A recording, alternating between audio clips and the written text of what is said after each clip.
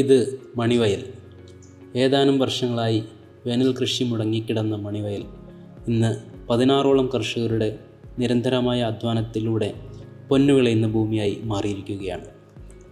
തണൽ ട്രസ്റ്റിൻ്റെ സഹായത്തോടെ solar pump ഉപയോഗിച്ച് ജലസേചനം നടത്തി തങ്ങളുടെ ഉപജീവനം ശക്തമാക്കുകയാണ് മണിവയലിലെ കർഷക കൂട്ടായ്മ.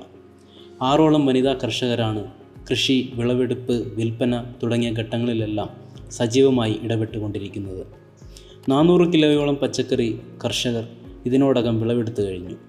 വെണ്ട, ചീര, വെള്ളരി, പച്ചമുളക്, വള്ളിപ്പയർ തുടങ്ങിയ പച്ചക്കറികൾക്കൊപ്പം വരമ്പിലെ പൂക്കളും മണിവയലിലെ മനോഹര കാഴ്ചയാണ്.